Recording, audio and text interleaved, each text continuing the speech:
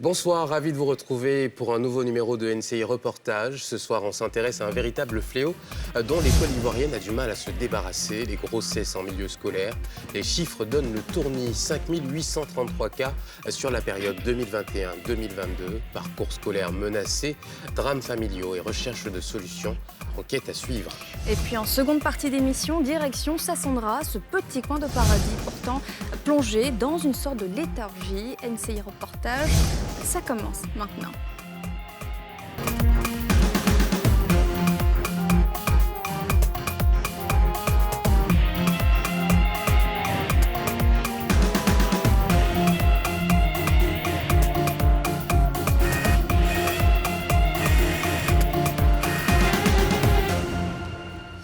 Bonsoir Mélina. Bonsoir Pierre. Alors ça y est, l'année scolaire 2022-2023 est bel et bien lancée. Mais depuis plusieurs années maintenant, le spectre des grossesses en milieu scolaire plane sur cette période. On le disait en introduction, 5833 cas de grossesse pour 2021-2022, un chiffre record. Et oui Pierre, mais derrière ces chiffres, ce sont des destins parfois brisés, des jeunes filles qui se retrouvent en situation d'échec scolaire, des enfants qui deviennent aussi parents trop tôt. Alors ce soir, on s'intéresse à leur histoire, mais aussi à la stratégie de l'État pour mettre fin à ce fléau. William Sakiré, Armel Zozo. « 5833 cas de grossesse en milieu scolaire en Côte d'Ivoire, rien qu'au cours de l'année scolaire 2021-2022. Des chiffres rendus publics par le ministère de l'Éducation nationale et de l'alphabétisation qui révèlent qu'en plus du secondaire, le primaire n'est pas épargné par ce phénomène. Les autres lignes sur ce tableau noir présentent une croissance des cas de fin de scolarité liés à des grossesses, des destins brisés ou des décès. En cause, les pesanteurs sociales telles que les mariages forcés ou encore la précarité dans laquelle peuvent se retrouver certains élèves ou le viol. Sassandra, sud-ouest de la Côte d'Ivoire.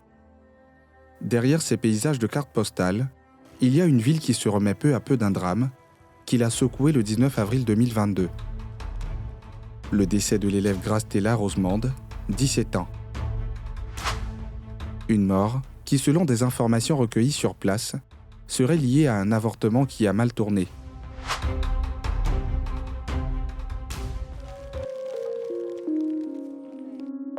Au quartier 17 Villa, où réside sa famille, nous retrouvons Melongras, son père. Maman, faut aller envoyer ma chaise.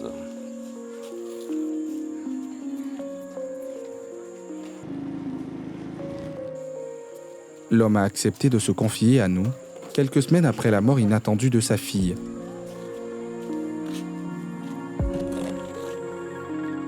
Il se souvient de ces événements qui ont eu pour cadre l'hôpital général de la ville. J'étais dans la cour et puis quelques temps après, c'est le médecin qui m'appelle. Ma belle-sœur, c'est-à-dire la grande sœur, ma femme, qui m'appelle. Ah, le médecin a besoin de toi. Donc je vais. Il m'a dit de le suivre. Je rentre dans la salle. Je vois le corps étendu de ma fille.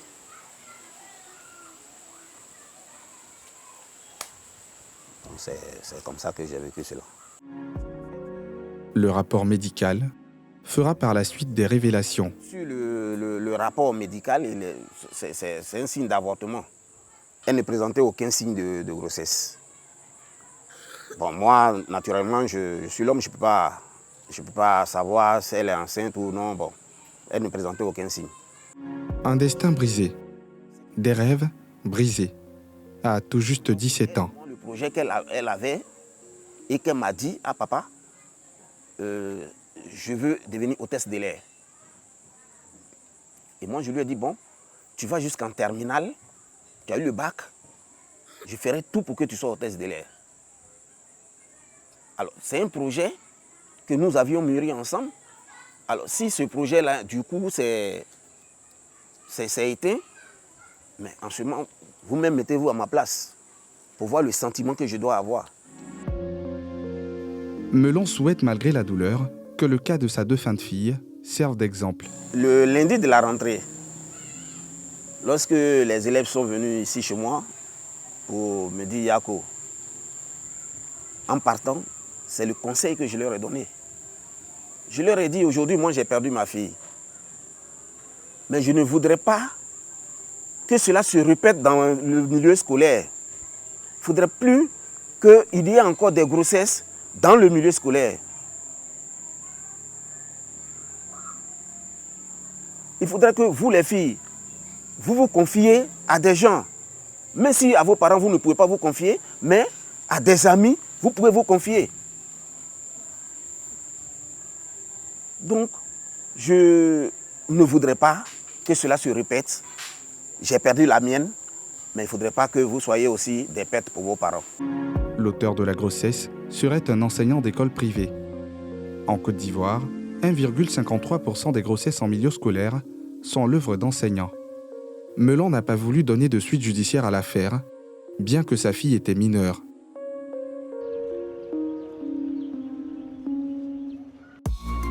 À l'annonce du décès de Stella, les élèves, ses amis s'étaient mobilisés pour lui rendre hommage. Nous décidons donc d'aller sur les traces de Stella, l'élève.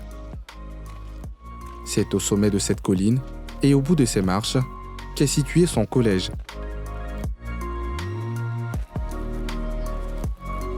Ici, en seconde A2-1, la classe de Stella, la vie a repris. Mais on n'a pas oublié. Frédéric, son professeur de mathématiques, se souvient d'elle. Une élève brillante, mais malheureusement elle nous a quittés dans la fleur de l'âge. Bon, c'est difficile, mais bon, on est obligé de continuer avec. Voilà. Comment est-ce que vous avez reçu la nouvelle de son décès? Bon, particulièrement, j'ai reçu la nouvelle à travers les réseaux sociaux. Bon, j'étais connecté et puis bon, j'ai vu la nouvelle, je ne croyais pas. J'ai essayé d'appeler quelques collègues pour me renseigner.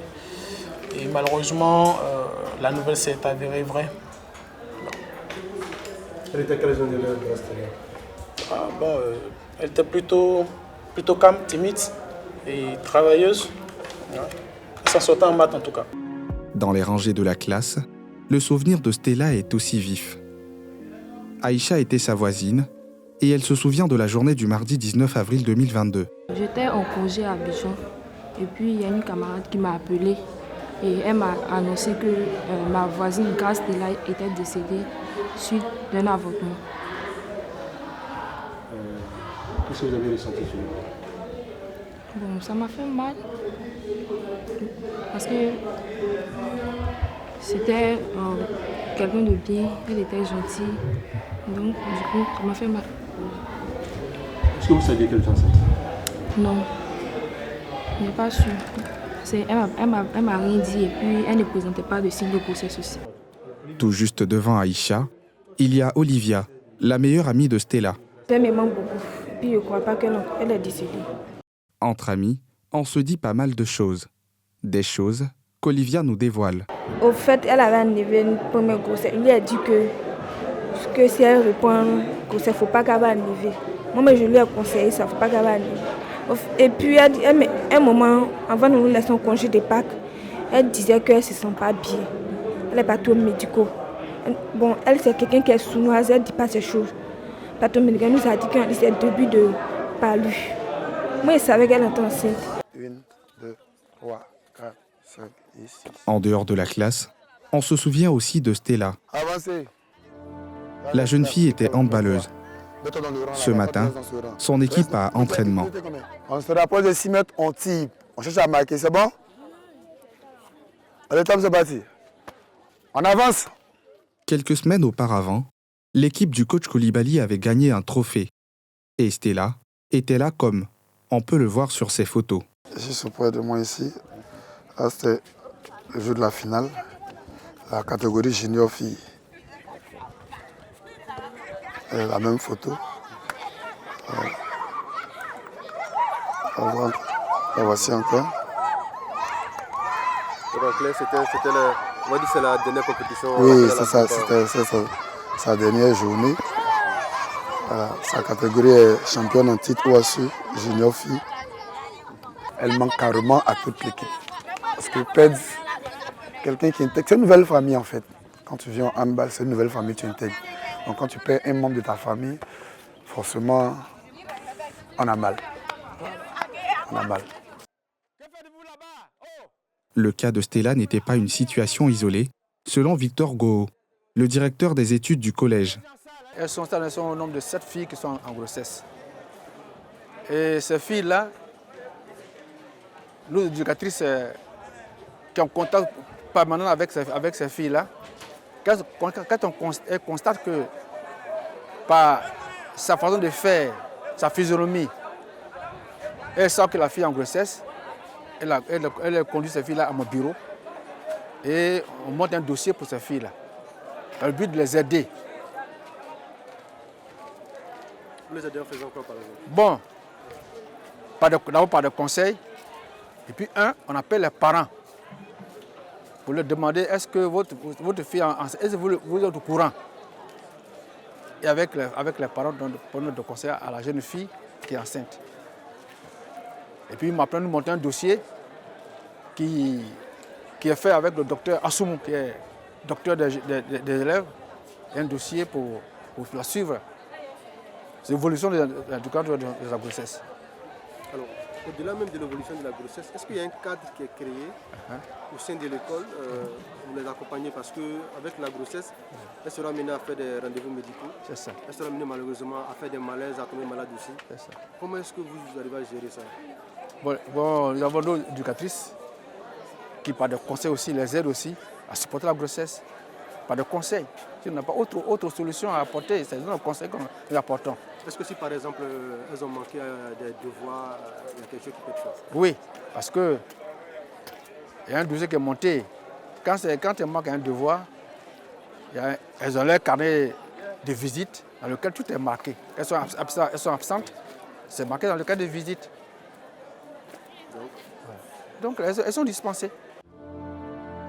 Ici, comme dans toutes les écoles de la Côte d'Ivoire, la loi interdit les relations sexuelles entre enseignants ou encadreurs et élèves. Une manière de combattre le phénomène des grossesses en milieu scolaire, qui est aussi partagée en dehors des murs du collège.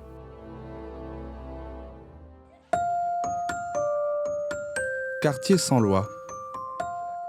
Ici, se trouvent plusieurs résidences d'élèves, appelées aussi campus. Bonsoir, comment tu vas frère? Ça va, bonsoir, ça vous va? D'accord, c'est le mouvement des jeunes majeurs du Bois-Clair. Donc on est venu par rapport à la remise des dons aux élèves qui vivent dans les campus. Donc c'est vous le président du campus?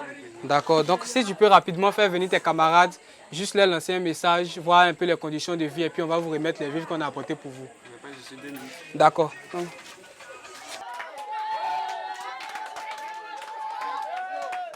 Ce sont des dons en vivres essentiellement, qui sont remis au président du campus pour un partage. Un moyen pour Yves et ses amis de lutter contre la précarité des élèves, une cause des grossesses en milieu scolaire. On a pris des renseignements, on sait que vraiment c'est difficile. Beaucoup parmi vous ne sont pas avec les parents. Donc quand vous quittez là ou quand vous venez ici, c'est difficile parce qu'après 2 semaines, 3 semaines, il n'y a plus grand chose à manger. Le sac de riz est fini. Donc aujourd'hui nous sommes venus vers vous, en tout cas pour vous motiver, vous encourager aussi à prendre vos études au sérieux. Parce que il y a le problème des grossesses, il y a le problème du banditisme, tout et tout. Mais nous pensons qu'en faisant ce geste-là, ça va vous permettre de rester un peu plus sage et de vous concentrer sur vos études. À Sassandra, il y a 30 campus de ce type. Les dons de ce soir bénéficieront à des élèves âgés de 10 à 20 ans, dont Yolande et ses frères et sœurs, pour qui c'est l'heure du dîner. Bon, nous sommes prêts à manger le plat carré. Aujourd'hui, mercredi, c'est cette nourriture que nous avons eue. Et après ça, nous avons étudié. Venons manger.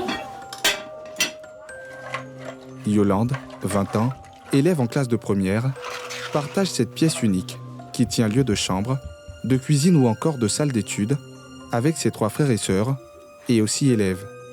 C'est parce que les parents sont hors de Sassandra. C'est pour cela que nous vivons ici. Nous vivons tous ensemble ici. Depuis 6 ans, la jeune fille vit ici. Et loin des parents, le quotidien peut être parfois très difficile. Quand on n'a rien à manger, on appelle au village. Des fois, on nous dit qu'il n'y a rien là-bas. Donc nous sommes obligés de rester comme ça sans rien manger. Des fois, on peut faire 2 jours sans manger. Une situation qui peut exposer à toutes sortes de tentations selon Yolande. Est-ce que ça vous arrive d'être tenté de faire autre chose, du genre sortir avec quelqu'un, avoir de l'argent, pouvoir trouver du quoi manger? Oui, il m'est arrivé d'être tentée, mais je ne l'ai pas fait. Parce que j'ai peur de grossesse, de maladie et tout. Au chapitre des solutions pour lutter contre la précarité des élèves et par conséquent les grossesses en milieu scolaire, ailleurs, on essaie d'autres méthodes. Bangolo, ouest de la Côte d'Ivoire. Ici, c'est le début de la journée dans la famille Canon. C'est aussi jour d'école pour Grace, élève en terminale, et qui, depuis quelques semaines, connaît un changement vestimentaire. On nous a demandé d'avoir une longue jupe à la cheville. Auparavant, j'avais une jupe avant genou. Et j'ai dû ajouter pour qu'elle ait cette taille-là. Alors, est-ce que c'est une mesure qui vous dérange particulièrement? Pas vraiment, parce que je suis à l'aise avec. J'arrive à ramasser quelque chose par terre sans pour autant me courber.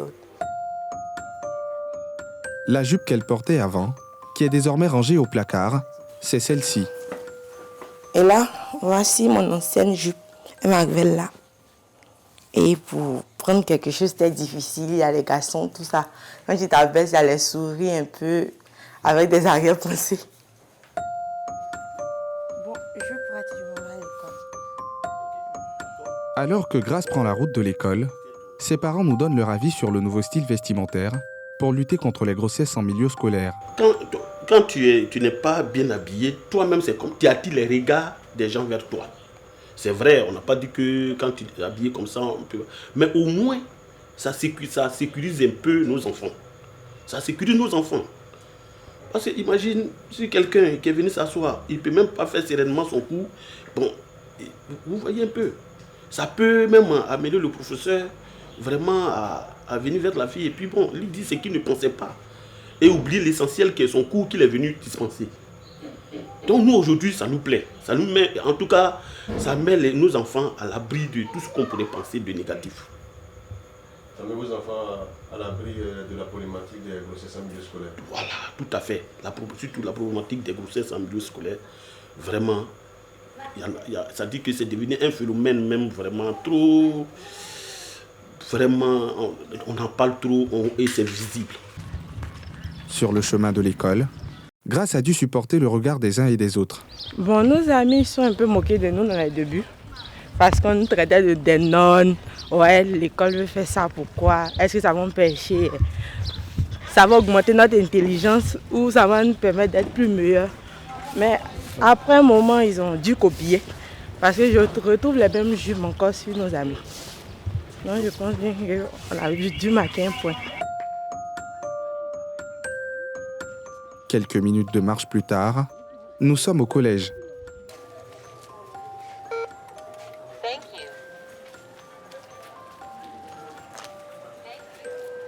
La décision de ce changement vestimentaire est en vigueur depuis la publication de cette note de service en date du 8 septembre 2021. Mohamed Kessé est le directeur des études de l'établissement. Alors qu'il fait la ronde dans les classes, il nous explique les motivations de cette décision.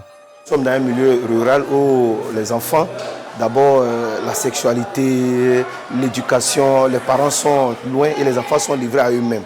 Et donc d'abord pour freiner, insistant tant soit peu, le fait que les enfants soient exposés, nous avons demandé, au lieu d'exposer le corps, il faut tout à fait allonger la jupe jusqu'à la cheville, ce qui permettra de diminuer au moins le regard de ces vautours sur nos élèves.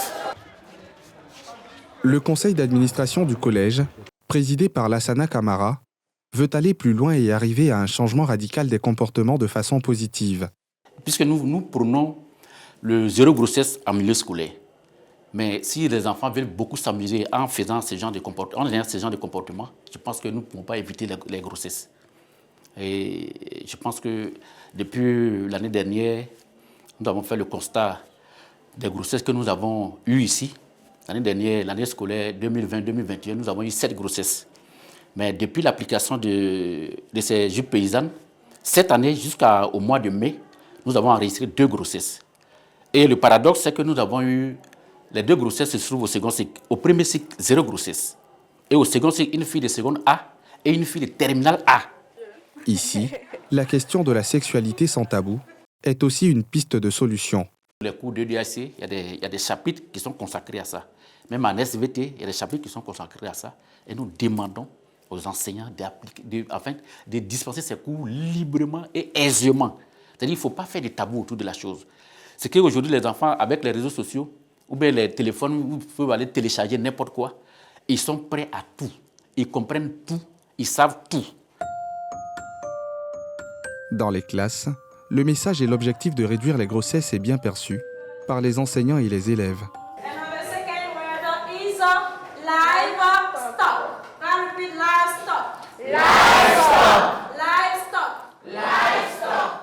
Lorsque les filles sortent en des midi-jupes, ça ne donne pas une bonne impression.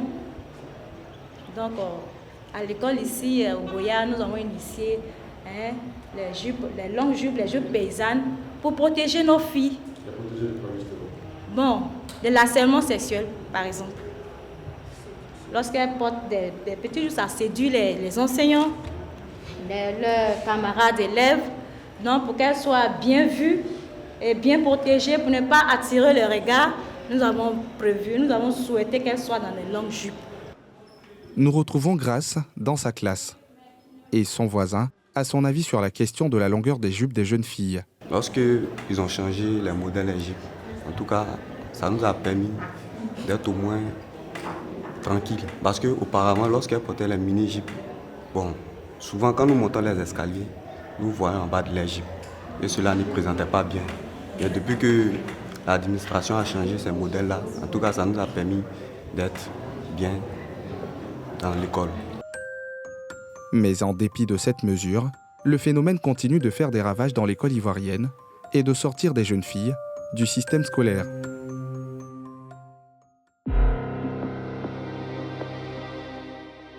Que deviennent les filles sorties du système scolaire suite à une grossesse ? Pour le savoir, nous nous rendons à Yopougon, au nord d'Abidjan, précisément au quartier Maroc. Sur ce bâtiment, nous rencontrons ces 2 jeunes mères.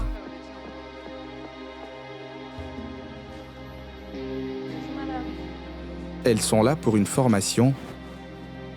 Émirate, 21 ans, et maman, fait partie d'un groupe de jeunes mères pour qui l'association ProKids a initié une formation professionnelle de la seconde chance pour les aider à s'insérer dans le tissu socio-économique. Si tu as une idée d'entreprise, comment tu peux matérialiser ton idée d'entreprise pour en faire une entreprise? Ce que tu crois, ce que tu as envie de faire. Comment tu peux réfléchir? Entre cris de bébé et cours, les auditrices mères prennent note et interagissent. On a besoin des compétences. Très bien, c'est ça. On a besoin de compétences. Donc chacun doit s'analyser pour voir qu'est-ce que je sais faire.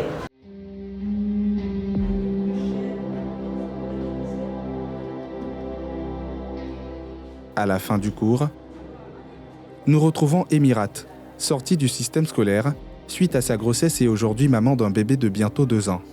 Elle nous raconte son histoire. Moi, je partais à l'école en classe de terminale. C'est au cours de... C'est pendant ces cours-là que j'ai contracté la grossesse. Pour une première fois, ça n'a pas été vraiment facile. Avec le stress, comment annoncer aux parents, comment ils vont les prendre. Bon, en tant que parent, c'est tout à fait normal qu'ils réagissent autrement parce que ça n'a pas été leur souhait en ce moment. Mais ils m'ont soutenu. Mais de mon côté et du côté du partenaire, ça n'a pas été du tout facile. Parce que ce dernier a reconnu au début, mais qui a tout de suite aussi décidé de ne pas s'en occuper. Parce qu'il le faisait, mais pas comme ça. C'est son petit frère qui a décidé au final de prendre les responsabilités, de prendre les devants des choses jusqu'à ce que l'enfant vienne au monde. Lorsqu'elle quittait les bancs en terminale, la jeune femme avait des rêves. Quand j'étais à l'école, je rêvais d'être une architecte. Bon, parce que ça me plaît beaucoup, les histoires de construction, des plans, parce que j'aimais aussi beaucoup les mathématiques. Est-ce qu'aujourd'hui, vous pensez que c'est un rêve qu'il faut oublier? Non. Si j'ai la volonté seulement, je peux y arriver. Rien n'est en fait. Rien n'est en fait. Sa motivation aujourd'hui, son fils. Je dis toujours c'est mon espoir. Même quand je suis beaucoup découragée, quand je le regarde, je me dis qu'il faut le faire. Justement, quand on parle d'espoir, est-ce que vous sentez cette formation à laquelle vous prenez pas aujourd'hui comme une deuxième chance en fait, de pouvoir vous réinsérer dans le système, de pouvoir vous en sortir malgré la grossesse qui est arrivée en cours? Oui, oui. Je vois cela parce que vraiment, selon moi, je ne pensais même pas qu'il pouvait avoir. Je me disais que tout était fini au fait. Il me disait, j'ai fait un enfant, ça s'arrête là. Comment je vais faire, comment. Mais avec le centre ProKid, vraiment, c'est une seconde chance, une nouvelle marche. Comme un enfant qui apprend à marcher au fait. Je suis tombée et ils ont su me relever au fait. Donc vraiment, c'est important pour moi. Pour y arriver, elle peut compter sur l'aide d'Aïcha, la présidente fondatrice de l'association. D'abord, on les forme en entrepreneuriat, leadership féminin et autres. Et après, on cherche à les retourner à l'école pour celles qui veulent retourner ou à leur donner une formation pratique, comme celles qui sont actuellement en train de faire du gâteau. Donc voilà un peu ce qu'on fait. On fait la pâtisserie, la couture, la coiffure.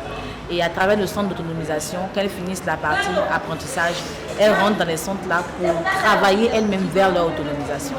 Est-ce que tout le monde a ses foulards, les foulards, laver les mains avant de commencer la production? Donc on va rapidement chercher les foulards pour commencer. Foulards.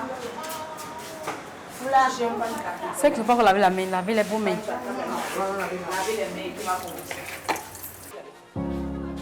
Depuis 2014, la Côte d'Ivoire lutte contre les grossesses en milieu scolaire, notamment à travers la campagne Zéro grossesse à l'école du ministère de l'Éducation nationale et de l'alphabétisation. Mais 8 ans plus tard, ce projet peine à connaître le succès espéré. Bébés sur le dos ou dans le bras, ces jeunes mères comme Emirat ont entamé la poursuite de leurs rêves avec l'espoir de reprendre un jour le chemin de l'école.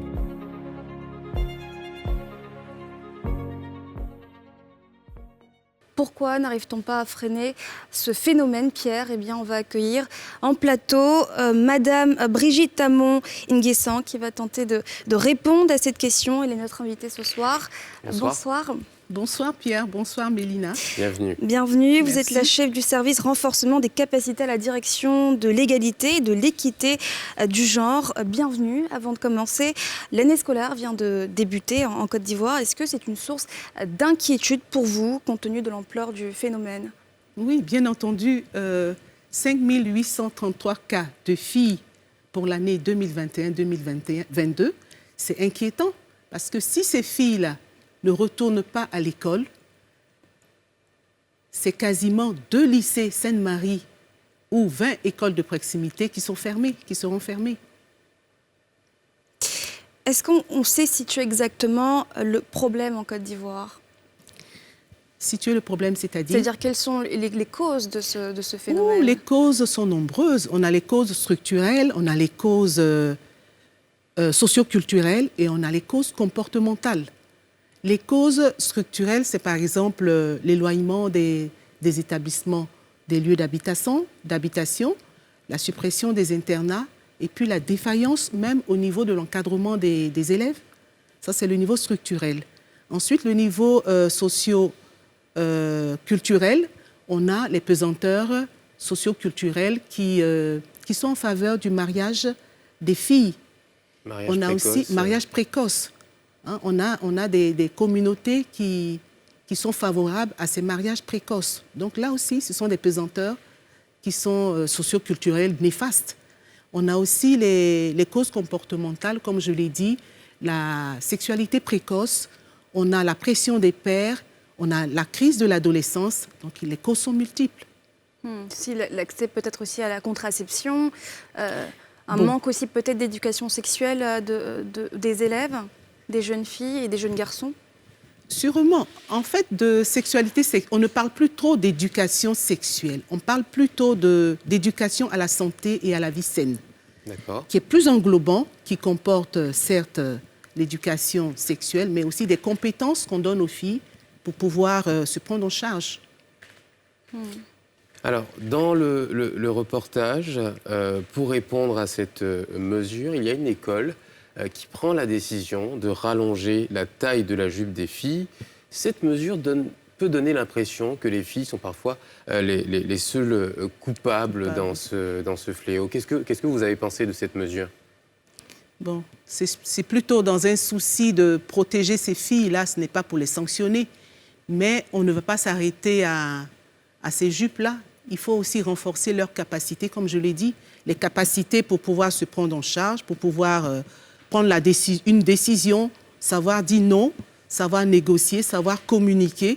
Donc il y a d'autres choses qu'on va ajouter à ces jupes-là. Ce n'est pas que la jupe. La jupe, c'est un début. Est-ce que ce n'est pas leur donner la responsabilité C'est ça, c'est cela. Et cela fait partie justement de l'éducation à la santé et à la vie saine. On leur donne des compétences pour pouvoir se prendre en charge, pour pouvoir dire non quand il faut dire non, quand elles sont sollicitées. Donc, ces jupes-là viennent peut-être résoudre, disons, apporter une solution, mais c'est un début de solution. Il faut aller plus loin. On l'a vu dans le sujet, le risque de déscolarisation est fort lorsque des jeunes filles contractent des grossesses. Est-ce qu'on a des chiffres aujourd'hui pour ces filles qui sortent du système scolaire ? Non, pas vraiment. On sait que dans le système éducatif, en gros, il y a 2 millions d'enfants en dehors du système et que la moitié, ce sont des filles. Maintenant, celles concernant les grossesses en particulier, on n'a pas tous les chiffres, il n'y a pas de chiffres exacts pour cela. C'est compliqué à recenser. Qu'est-ce qui explique le manque de données? Concernant les filles... Les filles qui se retrouvent en dehors du système pour cas de grossesse, celles qui ne réintègrent pas, mais parce qu'il n'y a pas tout, c'est une question d'information. Nous avons aujourd'hui l'arrêté portant report de scolarité qui permet à ces filles-là de revenir. Il faut vulgariser et communiquer sur ce report, cet arrêté qui n'est pas toujours connu et qui n'est pas toujours, disons, qui n'est pas toujours bien appliqué sur le terrain. Il y a la possibilité de revenir après une grossesse. Il faut que la fille le sache, il faut que les familles le sachent. Elle peut revenir à l'école après une grossesse. Alors comment on les accompagne justement quand elles ont contracté une grossesse, parce qu'on va se retrouver confronté au regard de la société, déjà en famille, ensuite les amis qu'on retrouve à l'école. Comment on les aide à accepter ce nouveau rôle qu'elles contractent? Au niveau de la, excusez-moi, au niveau de la direction de l'égalité et de l'équité du genre, nous avons un document qu'on a intitulé le protocole de prise en charge et de prise en charge et d'accompagnement de ces filles-là.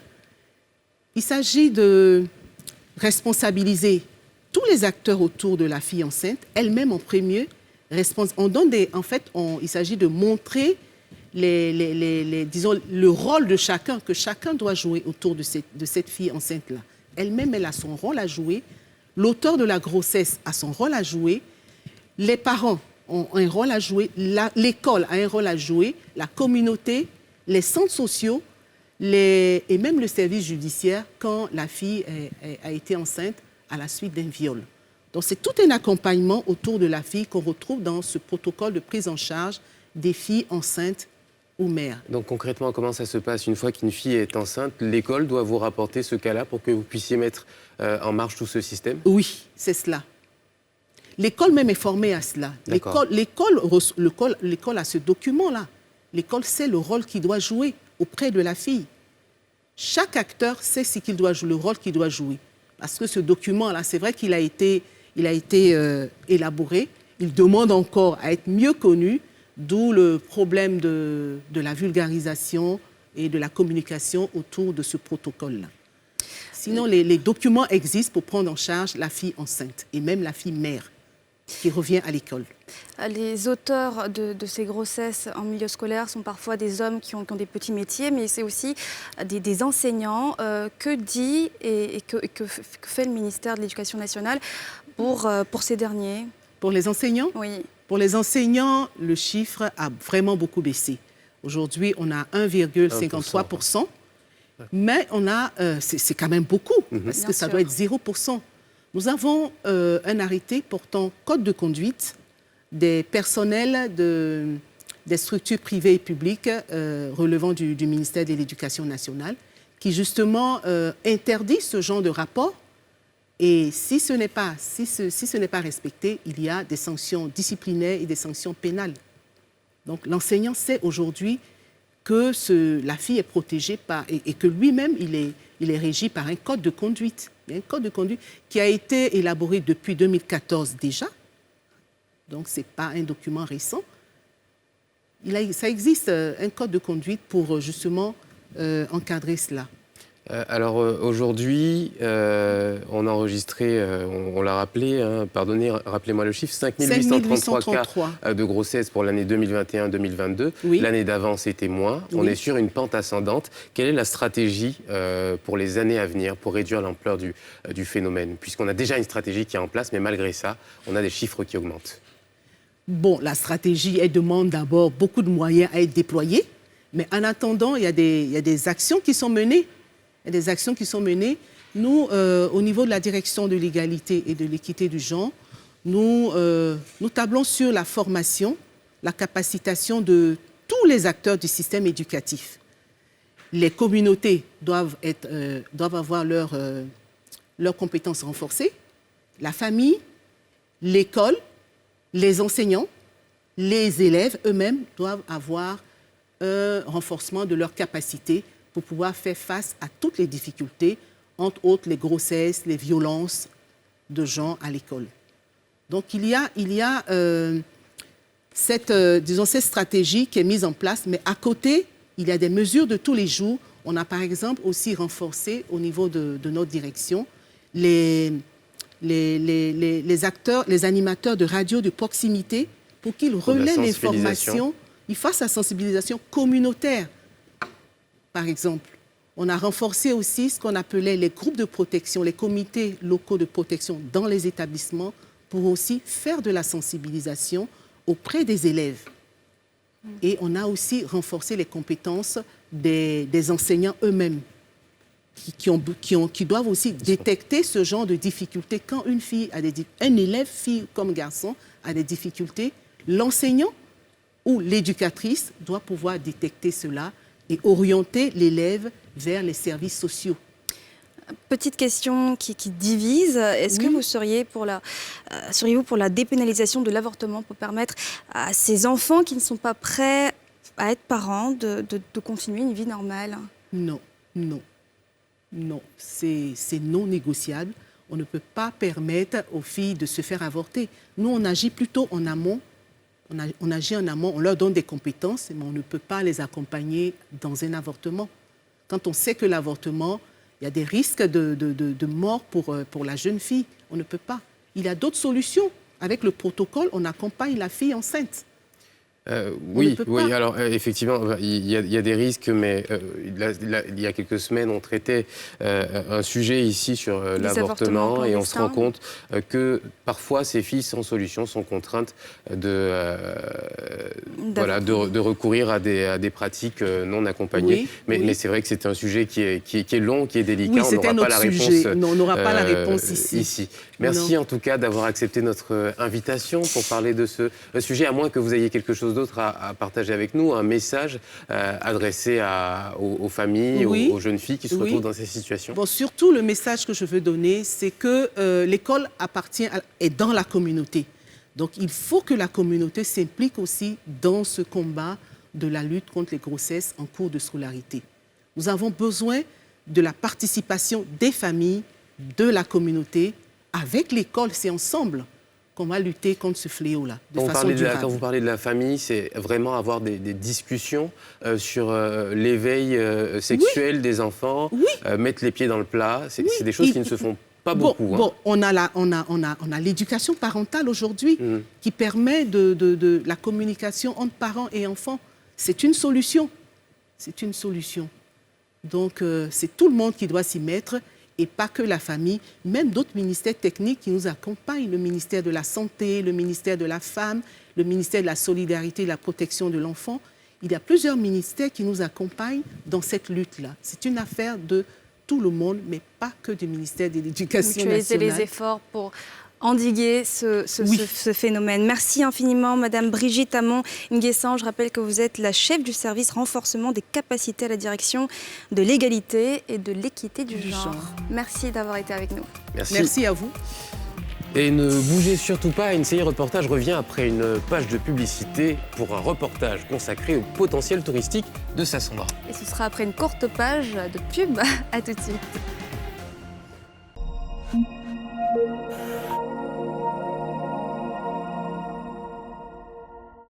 Merci d'être toujours avec nous. On vous l'avait promis, direction Sassandra, au sud-ouest de la Côte d'Ivoire. Une ville dont on parle très peu, mais qui regorge de merveilleux endroits touristiques. Des sites à l'état sauvage que quelques amoureux de nature découvrent grâce aux rares guides touristiques dont dispose ce petit paradis presque oublié, Mélina. Et oui, Sassandra et ses vestiges coloniaux nous replongent dans le passé colonial de la Côte d'Ivoire. Et pourtant, malgré ses richesses, l'industrie touristique peine à se dynamiser, faute ou manque d'infrastructures et de politique. Patrick Brédé, Armel Zozo nous emmènent justement à la découverte de cette ville qui espère le renouveau. Reportage.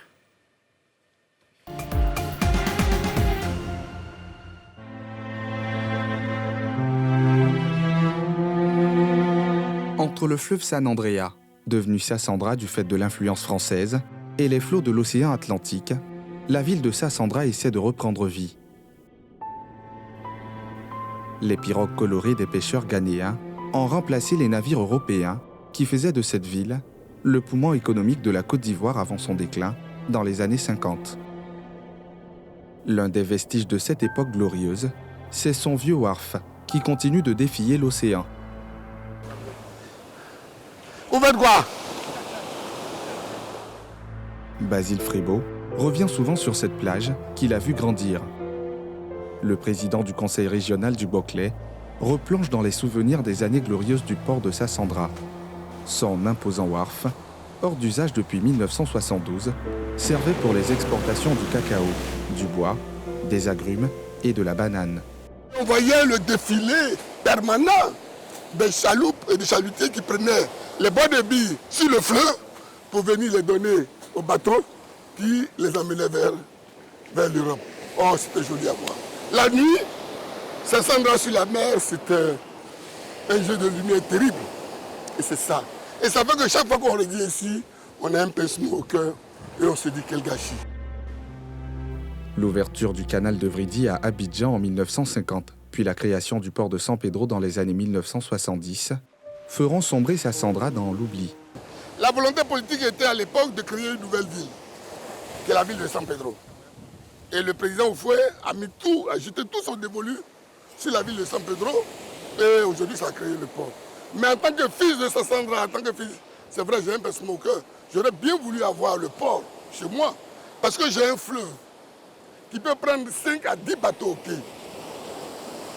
J'ai un pincement au cœur. Plongée dans une profonde léthargie, la ville vit au ralenti.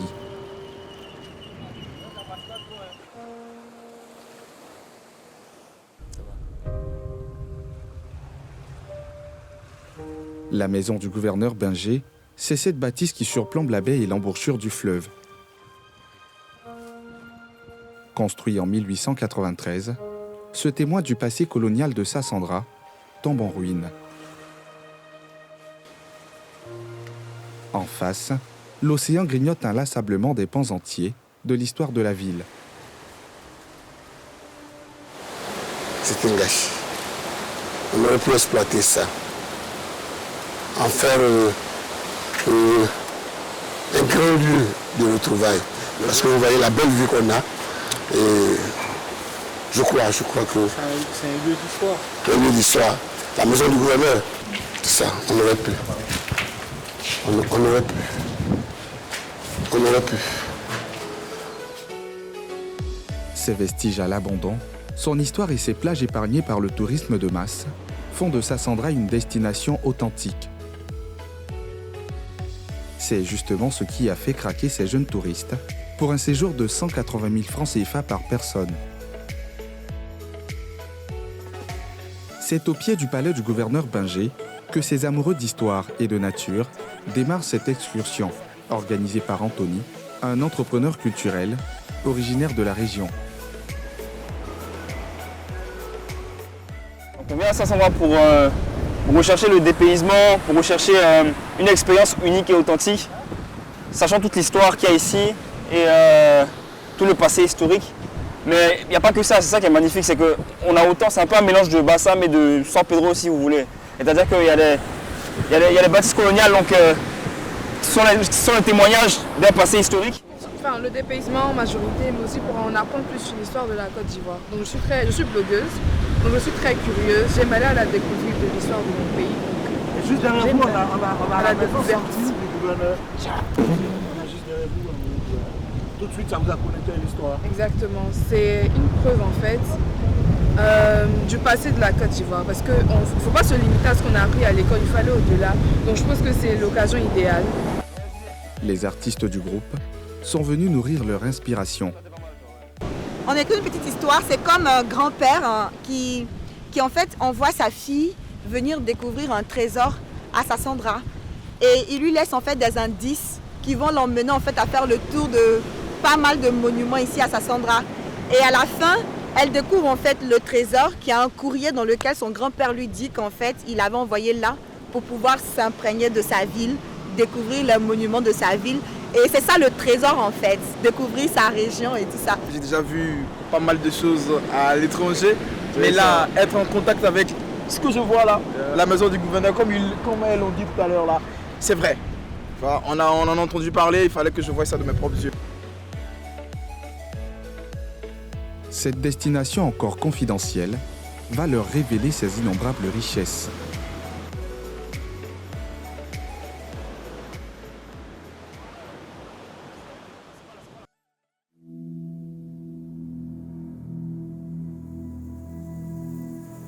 Perdue au milieu de la ville, cette colline verdoyante est le refuge des singes sacrés de Sassandra.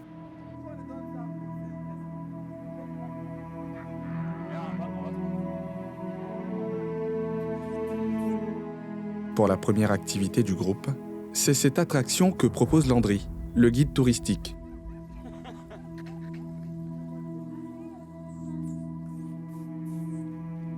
Ça fait partie des sites que vous faites Oui. Ça fait partie des sites. C'est quoi ce site exact? Ici, là, c'est la forêt sacrée aux singes. Voilà, donc à chaque moment qu'il y a des touristes, on les fait venir par ici.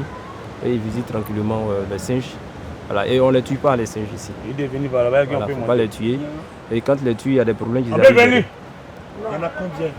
Ici, on est dans les milliers de singes ici. Ils sont beaucoup, ils sont très beaucoup. Cette mise en garde contre une éventuelle malédiction fait de ce sanctuaire l'un des rares endroits en Côte d'Ivoire où l'homme nourrit les singes pour le bonheur de les admirer. Il a peur maintenant avec la lumière. Yeah. Mais doucement, tu es gourmand, hein? C'est une attraction assez particulière ici à Sassandra, parce qu'à première vue, on aurait l'impression que c'est une ville qui est assez moderne, mais d'avoir ça en plein cœur de la ville, en fait, c'est assez intéressant. Et c'était important de commencer par ça pour continuer sur la suite. Il faut encore gravir quelques mètres pour admirer le ballet des singes dans le feuillage. Un peu apeurés, les primates se méfient mais finissent par accepter les bananes. Nous, c'est la briteuse. Tiens, viens. Des singes dont la présence ici tient d'une légende. Dans le temps, ça a trouvé qu'il y a notre parent qui était déjà parti en guerre et on les a transformés en singes. Voilà, et quand ils sont revenus, celui qui les a transformés en singes, il était déjà parti. Il était déjà mort. Donc c'est comme ça qu'ils sont restés singes ici. Ouais, c'est ça. Vous y croyez? Vous y croyez? L'histoire? J'aurais bien envie d'y croire, ouais. Ouais. Donc c'est comme si on laissait les singes, on ne doit pas les toucher. Il ne faut pas les toucher. Mais je ne pense pas que ce soit... Ce qui est beau, c'est pas forcément d'y croire, mais c'est la légende en fait qui est derrière. Même si c'est le fruit de l'imagination, il faut vous dire que c'est quand même... Ça révèle d'un génie créatif, un génie créatif quoi, humain. Et c'est ça qui est intéressant. Ce spectacle sauvage fascine. Venant ici, on ne s'attendait même pas à les voir. Et du coup, d'avoir l'opportunité de pouvoir les voir comme ça, là, ça ne s'explique pas quoi. C'est une sensation vraiment assez particulière. Et voilà quoi, c'est trop top. C'est un exercice qui procure une sensation de bien-être, vraiment. D'être en communion comme ça avec la nature. Il n'y a pas vraiment de mots pour décrire ça, quoi, parce que c'est une expérience qu'on ne pourrait jamais vivre en plein centre d'Abidjan.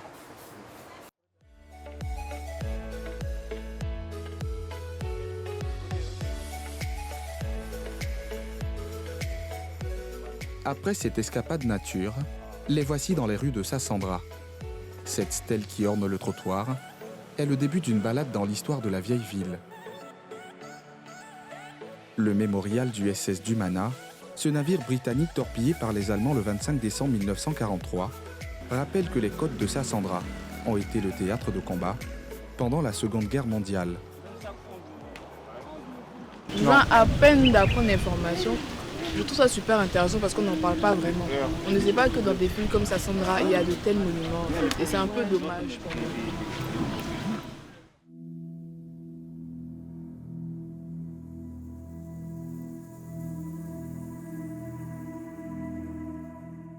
Cette incursion dans le passé de la vieille ville se poursuit jusqu'à l'ancien centre-ville. Voilà, ici c'était la gendarmerie. La gendarmerie. Et là aussi, vous voyez là, c'était des magasins. Des magasins où on stockait les marchandises. De là, vous voyez ici, c'était le supermarché. Le supermarché, c'est derrière là. Toutes ces maisons, vous voyez là, ce sont les maisons qui sont colonisées. Voilà. Derrière, vous allez voir tout à l'heure, il y a la banque qui est là. Et on va à la banque. Tout à l'heure. Cette agence de la Banque de l'Afrique occidentale, BAO, faisait de Sassandra l'un des pôles économiques de la Côte d'Ivoire, après Abidjan et Grand-Bassam. À l'intérieur, l'un des coffres-forts est intact, mais reste hermétiquement fermé. Il y a eu des personnes qui sont venues dans le temps, même dans la crise. Vous avez vu dans la crise, ils ont eu à même tirer là-dessus. Ah bon? Voilà. Pour voir si il allait s'ouvrir seul. Vous voyez ça, ce sont les balles qui sont entrées dedans. Ah d'accord. Donc tirer, mais rien n'est sorti. Donc en fait, depuis le début, vous n'avez jamais pu ouvrir ça. On n'a jamais essayé là comme ça. La réalité, c'est que quand tu regardes ce genre de choses et tu essaies d'imaginer en fait toute l'histoire qu'il y a autour là, c'est ça en fait qui a ce côté un peu magique quoi, de se dire que avant Sassandra c'était une ville, en fait c'était la ville quoi, le centre de tout. Et puis aujourd'hui on vient, on voit que des ruines, il n'y a pas de suivi, il n'y a rien pour garder, pour rénover. C'est triste en fait. C'est triste, franchement. Sinon, quand vous regardez ici, là, ça pourrait être une super salle de cinéma ou une salle de concert ou un truc comme ça, quoi. Il y a vraiment du potentiel et l'histoire même, il faut la garder, quoi. C'est dommage. En attendant une hypothétique réhabilitation, le reste du bâtiment est squatté pour la pratique d'un art martial.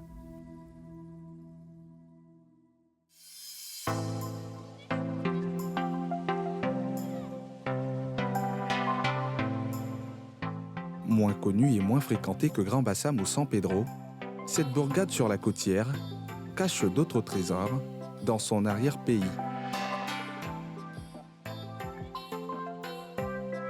Cet après-midi, le temps est plus clément.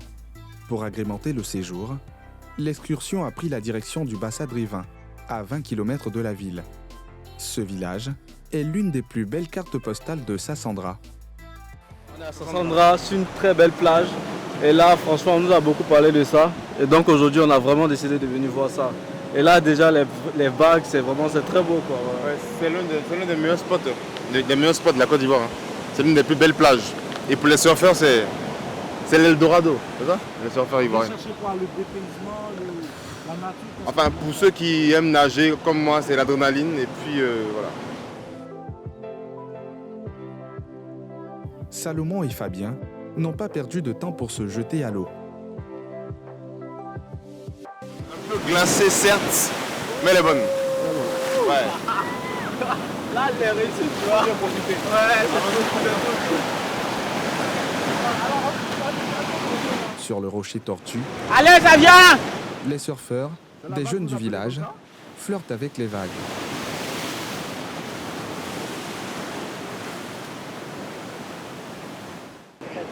C'est la beauté atypique de l'endroit en fait. Même, il y a beaucoup de plages rocheuses à Sassandra et même sur le littoral à partir de Sassandra. Mais c'est vrai que Drévé avec la baie là en fait, c'est particulier. Le rocher, ils appellent le rocher tortue, Enfin, c'est la configuration, quoi. Il y a quelque chose d'unique ici. Et c'est vrai qu'avec ces jeunes qui pratiquent le surf, ça donne un cachet supplémentaire, quoi. Parce qu'il n'y a aucun endroit en Côte d'Ivoire où tu iras et tu verras ça.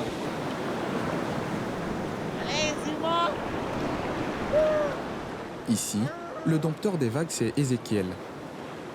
Ézéchiel aime le surf de gros, entendez de grosses vagues.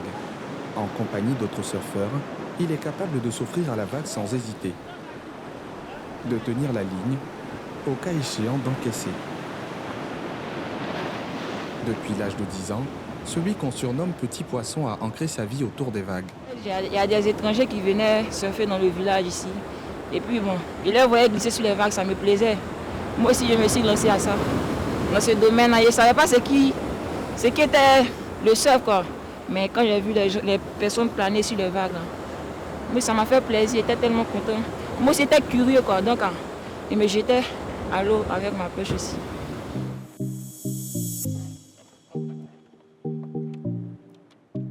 À 17 ans, celui qui grandit sur l'océan rêve d'une carrière de surfeur professionnel. Entre la fermeture des dernières vagues, l'arrivée des dernières pirogues, le joyeux Missa a retrouvé son inspiration, entraînant avec lui toute la bande. Avec elle, je fly, ouais. Oui, là-haut, là-bas, moi, je fly, ouais. Et même le fire et moi, je fly, ouais. Oh, tout là-haut, là-haut, je fly, ouais.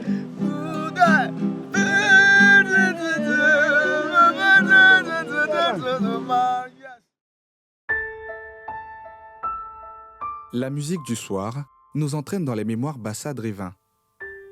Nyebato Gra, le chef du village, a accepté d'exhumer ses mémoires qui remontent à 1439. D'abord, il y a eu les Portugais, il y a eu les Hollandais et les Anglais. C'est les Anglais qui ont donné le nom de Drévin, c'est-à-dire les buveurs de vin. Puisque quand ils venaient à leur voilier, ils utilisaient nos parents pour faire leur main-d'œuvre sur les bateaux. Et que quand les parents partaient, ils leur donnaient beaucoup de vin à boire. C'est comme ça qu'ils ont donné le nom de drawing. Ça veut dire que buveur de vin. C'est comme ça qu'ici est devenu Drévin.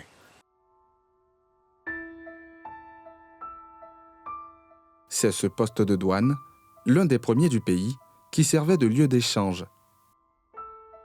Ils achetaient de l'huile rouge, ils achetaient les palmiphes, ils achetaient des peaux d'animaux, tout ce qu'on avait contre des pacotilles.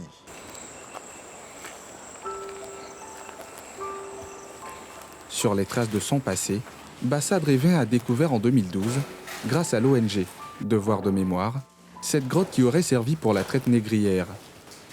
Quand vous voyez tout ça là, c'était des chaînes. Ce sont des chaînettes qui étaient là. Par rapport à la vente des fers que les jeunes ont fait, ça n'a pas été protégé. Les jeunes ont tout arraché pour vendre. Donc c'est à partir de là, il y avait des chaînes, nous on les a vus. Des chaînes, les gens accrochaient, les gens attachaient là les plus récalcitrants. Le chef du village tient à faire savoir au monde entier que Bassa Drévin a eu sa part d'horreur avec le commerce de la honte. On ignore encore le nombre exact d'esclaves qui auraient transité par Drévin, d'autant plus que ce commerce ignoble se faisait en toute discrétion. Quand les gens venaient, on les gardait à Sassandra, en ville, derrière la prison civile. C'est là-bas qu'ils étaient, mais c'est par ici qu'on les faisait passer pour les envoyer sur la mer. Donc tout se passait la nuit, de telle sorte que les populations qui étaient sur place ne se doutaient de rien. Il y a certaines personnes qui le savaient, c'est pourquoi nous, on n'a pas, avant 2012, personne n'était au courant de cette grotte-là. Personne. C'est l'ONG Devoir de mémoire qui nous a ouvert les yeux sur l'existence de la grotte. Au moment du voyage du non-retour, c'est de cette ouverture que les esclaves auraient été acheminés vers les bateaux. Bon, là, c'est la sortie du tunnel. Le tunnel qu'on a vu là-bas, là. C'est la sortie. C'est par là que les gens faisaient sortir les esclaves. Quand je dis que c'est par là, si je dis que c'est par là que les esclaves sortaient, on dirait qu'ils sortaient de leur bonne volonté. C'est par là qu'ils faisaient sortir les esclaves et ils les embarquaient dans les canaux où ils prenaient leur dernier bain sur ce rocher-là, qui est là-bas. Là. Et là, il y a eu beaucoup de morts par les esclaves qui ne voulaient pas partir, préféraient tomber dans l'eau pour se suicider. Le regard au loin, le chef du village espère une authentification du site pour éviter que chaque vague ne gomme de nos mémoires 4 siècles de tragédie.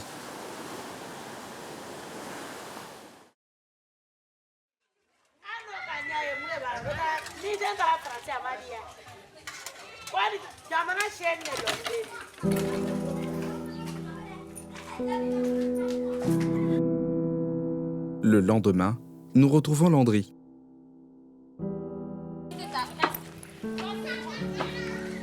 Bonjour. Bonjour, voisin. Avant de retrouver Anthony et les autres, il nous amène à la découverte d'un autre joyau de la ville.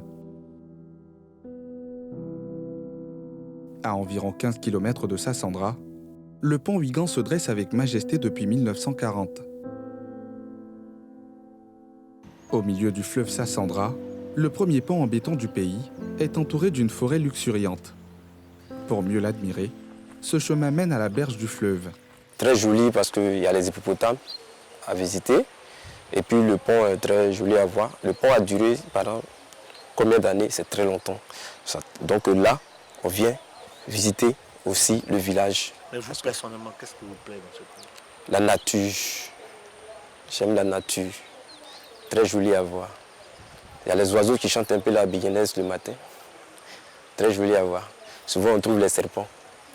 Et on va encore trouver aussi des papillons qui ont la couleur du drapeau ivoirien. Piétons, vélos, motos et petites voitures circulent toute la journée sur cet ouvrage magistral. Pour nos explorateurs, Landry a gardé le meilleur pour la fin du week-end. Comment ça va très bien. Ah, d'accord, tout à l'heure on va dans un bon coin là. C'est ça. Voilà, je vais vous présenter les bons trucs là. C'est très joli à voir. Vous allez voir. Installe-toi, on va voir. Je peux? Ah, merci. On va pas t'en perdre.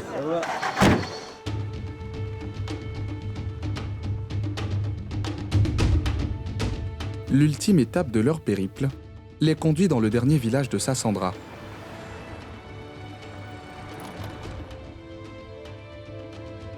Après une demi-heure de voiture, les voici à Niéga.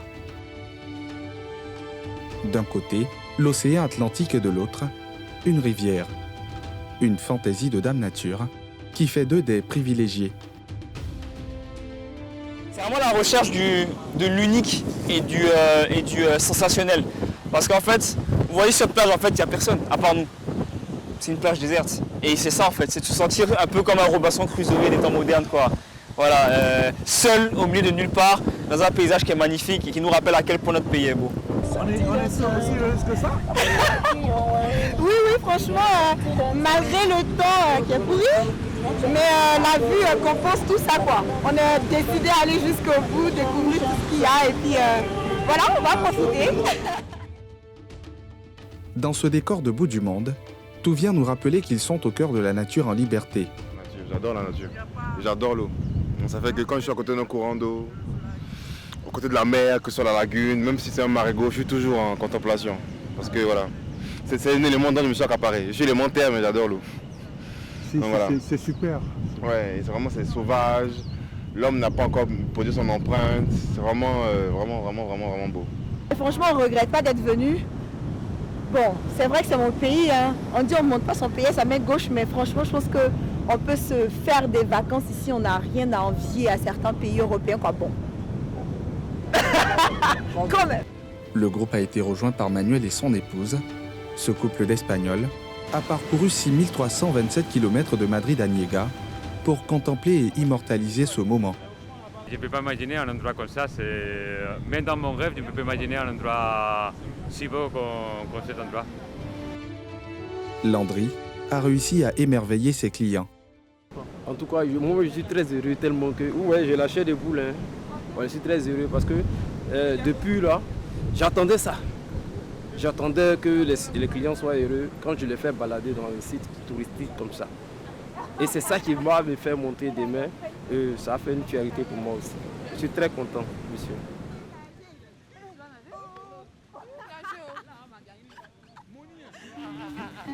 Cuisiner en face de l'océan avec les moyens du bord rend la vie unique à Niéga.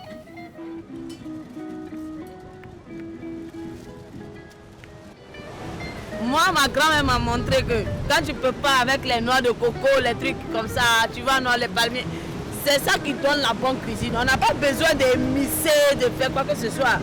C'est ça la bonne cuisine. Ça dit naturel quoi, ça sent bon. Quand tu peux pas avec les noix de coco, tu vois non? Je préfère naturel quoi. Sous ces cocotiers, la famille de Maxime profite. Cela fait 30 ans que Maxime est tombé amoureux de cet endroit. Qu'est-ce que tu veux chercher de plus que ça? Il n'y a pas besoin d'autre chose. Tu mets la moustiquaire, tu dors à la belle étoile. Où est le problème?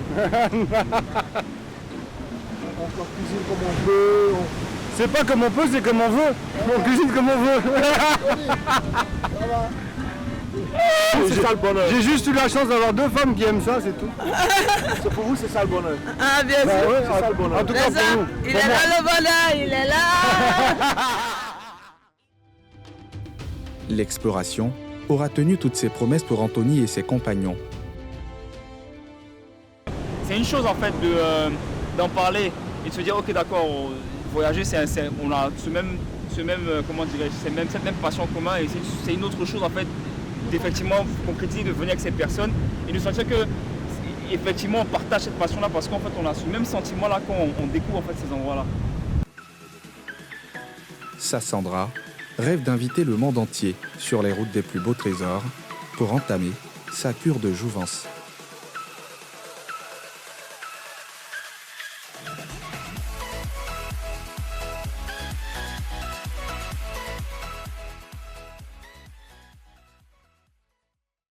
Avec ce qu'on vient de voir, Pierre, on peut dire que la Côte d'Ivoire n'a rien à envier aux Bahamas, par exemple. Hein, Et oui, ce sont de très beaux paysages que je vous conseille de découvrir si vous n'êtes pas encore allé. Et on reçoit d'ailleurs Patrick Brédé, l'auteur de ce reportage, celui qui a eu la chance de voir Sassandra, grandeur nature, et qui nous le propose ce soir en reportage. Bonsoir Patrick. Bonsoir Pierre, bonsoir Mélina. Bonsoir Patrick, merci d'être à nouveau avec nous. Merci pour ce beau reportage sur les merveilles qu'offre la ville de Sassandra. Mais malheureusement, comme on a pu le voir, il y a peu d'investissements. Sassandra, c'est... Pour développer le tourisme. C'est une ville oubliée, c'est un paradis oublié. Et ça contraste vraiment avec ce qu'on a pu voir, ce qu'on a pu découvrir. Des somptueuses plages... des endroits où on peut être en contact de la nature, mais personne ne s'intéresse vraiment à Sassandra. Comment on l'explique? Pourquoi? Ce qu'on a cru, dans ce qu'on a entendu, ça viendrait déjà d'un problème politique qui remonte bien loin avec le président Félix Houphouët-Boigny. Ah. Voilà. Il semblerait que l'un de ses premiers opposants, Étienne Djoman, viendrait de Sassandra. Et donc Sassandra a été un peu délaissée au profit de San Pedro. Vous constaterez qu'à San Pedro, vous ne verrez aucun vestige. Il n'y a pas vraiment de traces d'histoire de la Côte d'Ivoire, contrairement à Sassandra.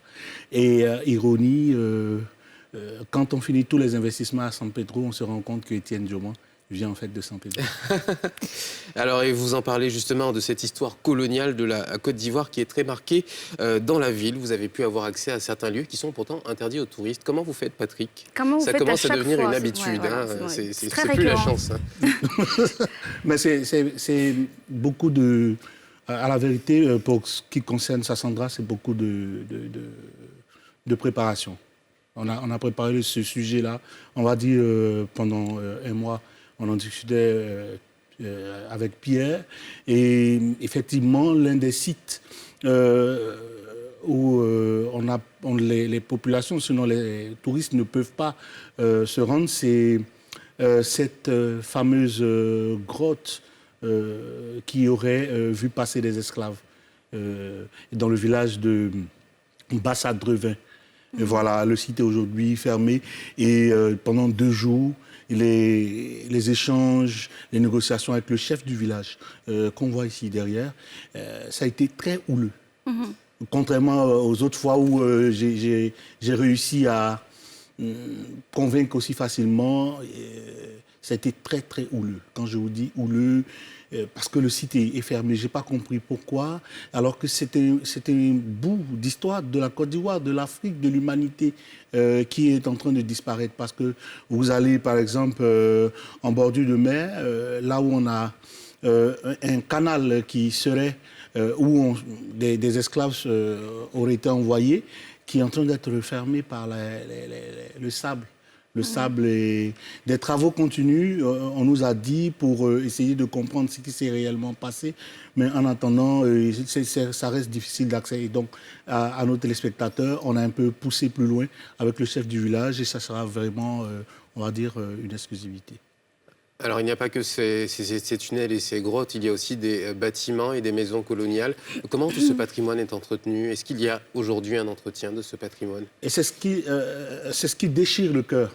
Quand on arrive à Sassandra, on est tout de suite happé par ce courant d'air. C'est une ville qui a une âme. Mais en même temps, on regarde, tous ces bâtiments sont à l'abandon. La maison du gouverneur qui fait face à la mer est à l'abandon. Je me demande combien de temps encore il reste pour que ce bâtiment s'écroule, avec toute son histoire. Et comment le vivent les habitants aussi de Sassandra, de voir tout ce patrimoine délaissé, laissé à l'abandon? Comment est-ce qu'ils le vivent, ça? Ils sont impuissants. Ils sont impuissants. On a eu la chance de rencontrer le président du conseil régional. C'est de l'impuissance. Parce que de telles réhabilitations demandent beaucoup d'argent et de l'engagement de l'État de Côte d'Ivoire. Mais ça déchire le cœur. Il n'y a pas que ça. L'ancien quartier où vous avez la banque africaine occidentale, vous imaginez la première banque, là où on avait les premiers billets de banque, c'était une espèce de rond-point où quand les Occidentaux venaient, tout le monde fait ces achats-là et on repart. Mais tout ça est à l'abandon.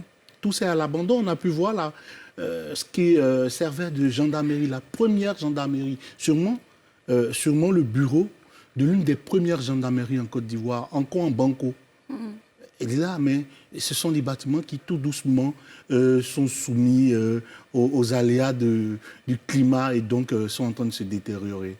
Quel était votre sentiment à la fin de votre mission à Sassandra? On a tout de suite, on s'est dit, quand on sortait de Sassandra, je regardais dans le rétroviseur et puis je disais, quel gâchis. Pierre on se laisse entraîner dans ce paysage. Ah oui, non, quel gâchis. On ne me prendra pas à faire du surf, c'est sûr, mais effectivement, joli paysage. Voilà, vous allez à Niéga, vous êtes entre la nature, une rivière qui est là, limpide, et vous avez de l'autre côté la mer, des rochers.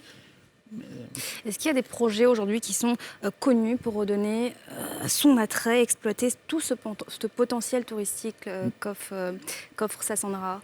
Ben oui, et déjà il y a la réfection de la côtière qui suscite beaucoup d'intérêt. C'est vrai pour toutes les villes côtières, mais je pense en particulier pour Sassandra, parce que si la côtière est faite, ça va peut-être amener des Ivoiriens à aller à Sassandra, aller voir ce qui se passe. Mais il y a aussi que quand même le conseil régional a pris sur lui d'ouvrir une radio et une web TV pour vendre ce paysage, pour vendre un peu plus Sassandra.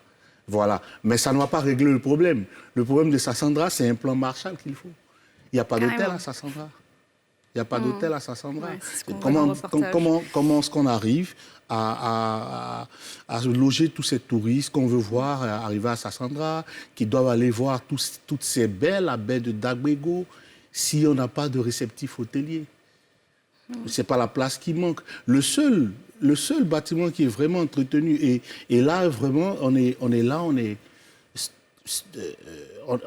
un peu énervé, même à la limite, c'est le bâtiment, la stèle, qui commémore le navire anglais qui aurait été coulé par un navire allemand lors de la Deuxième Guerre mondiale, le SS Dumana. Mais chaque 1er novembre, on nous a dit, chaque 11 novembre, on nous a dit que les Anglais arrivent, viennent, refont la peinture, entretiennent la stèle. Comment ça peut se faire que les Anglais viennent d'aussi loin pour entretenir une stèle alors que Sassandra, c'est chez nous? Mais ça n'enlève en rien le fait que les jeunes qu'on a vus très enthousiastes lors de notre reportage, ça n'enlève rien au plaisir qu'ils ont découvert. Parmi eux, il y avait des artistes. Vous imaginez voir le coucher du soleil à Drevin, Pierre? Écoutez, on vous envie cette aventure. En tout cas, merci encore une fois d'avoir promené vos caméras dans des endroits reculés de la Côte d'Ivoire et de nous offrir ces super images. Merci Patrick pour ce reportage et ces précisions. Merci, c'était un plaisir. Merci Patrick. Et c'est déjà la fin de ce numéro de NCI Reportage. Merci d'avoir été avec nous. On se retrouve dimanche prochain, même heure. Bonne suite de programme sur la nouvelle chaîne ivoirienne.